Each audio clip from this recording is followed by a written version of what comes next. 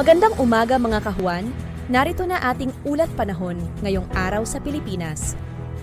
Narito ang latest na weather update ngayong araw ng Thursday, January 9, 2025. Sa kasalukuyan po ay wala pa rin tayong binabantayan na LPA o bagyo sa loob at labas ng ating Philippine Area of Responsibility. Ngunit kung makikita po natin dito sa ating latest na satellite animation, meron pa rin po tayo namamataan na mga kapal na linya ng mga kaulapan dito na sa may silangang bahagi ng Southern Luzon at Visayas area. Although sa ngayon po itong mga kaulapan ay offshore or nasa karagatan, ngunit inaasahan po natin within the day ay makakaapekto ito sa malaking bahagi ng Bicol region, Mimaropa, gayon din sa Kabisayaan. So asahan pa rin po natin yung posibilidad ng malalakas na buhos ng ulan dulot po ng epekto nitong shear line. Samantalang sa nalalaming bahagi naman po ng ating bansa, dito po sa may Northern at Central Luzon, ay patuloy ang pag-iral ng hanging amihan or northeast monsoon. So possible pa rin po yung mga light to moderate na mga pagulan sa malaking bahagi po ng Central Luzon, gayon din sa eastern sections ng Northern Luzon area. At dito naman po sa Mindanao ay nakikita po na wala po tayo nakikitang mga kapal na kumpul na kaulapan na posible po magdulot na buong araw na tuloy-tuloy na mga pag-ulan. So generally fair weather conditions po tayo for Mindanao area except na lamang po yung mga biglaan o mga panandalian pong buhos ng ulan dulot po ng mga localized thunderstorms. At sa mga susunod na araw, wala pa rin po tayong inaasahan na LPA o bagyo na posible pong makaapekto sa anumang bahagi ng ating bansa.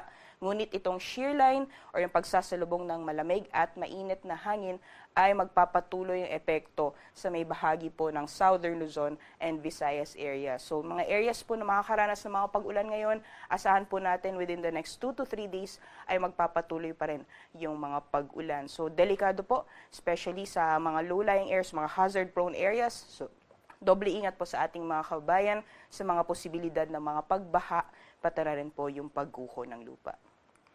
Sa magiging lagay naman po ng panahon ngayong araw dito sa Luzon, dulot po ng epekto ng hanging amihan, pati na rin po ng shear line, ilang bahagi po ng Luzon area ang makakaranas ng mga pag-ulan ngayong araw. Dahil po sa epekto ng amihan sa may bahagi po ng Cagayan Valley, gayon din sa Cordillera Administrative Region at malaking bahagi po ng Central Luzon, possible po mga light to moderate na mga pag-ulan, magiging makulimlim po yung panahon. At inaasahan po natin na magpapatuloy po yan ngayong araw. At dahil naman po sa epekto ng shear line, dito po sa may bahagi ng Quezon Province, sa buong Bicol region, as well as sa Mimaropa, ay asahan din po natin yung mga moderate to heavy at times intense na mga pag-ulan dulot na epekto po yan ng shear line. So doble ingat po sa ating mga kabayan, lalong-lalo na sa may bahagi ng Bicol region at Mimaropa dahil sa mga posibilidad ng mga pagbaha o pagguho ng lupa ngayong araw.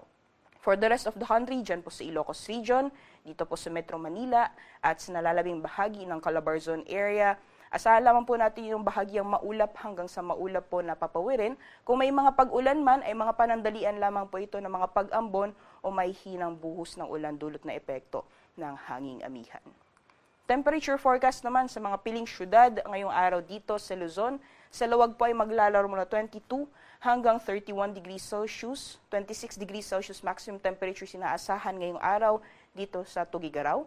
Para naman sa Baguio ay 15 to 23 degrees Celsius, 30 degrees Celsius maximum temperatures for Metro Manila, gayon din sa Legazpi City at dito naman po sa Tagaytay, ang temperatura ay maglalaro mula 21 hanggang 28 degrees Celsius.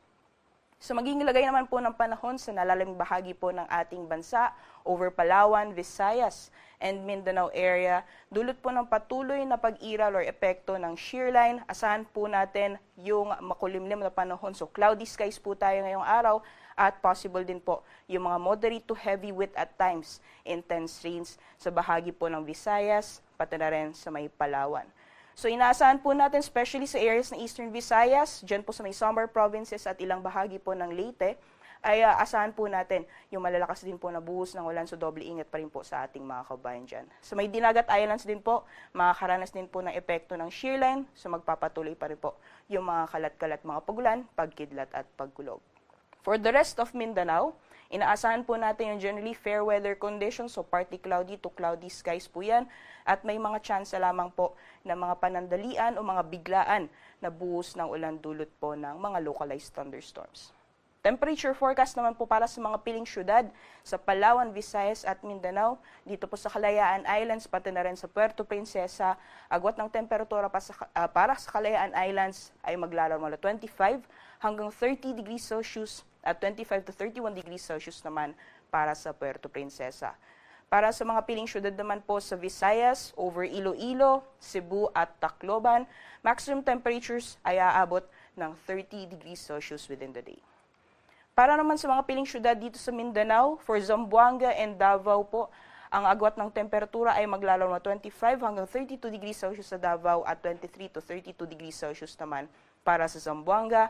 At sa Cagayan de Oro naman ay aabot ng 30 degrees Celsius maximum temperatures ngayong araw.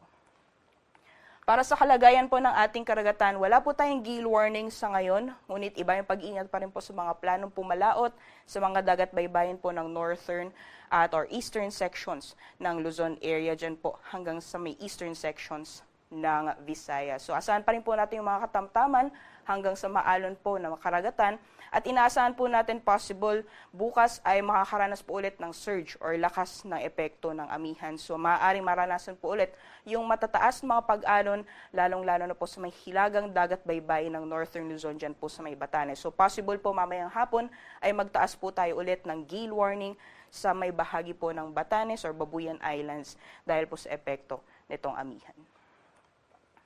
Sunrise po natin ngayong araw ay 6:24 a.m. Sunset naman ay 5:43 p.m.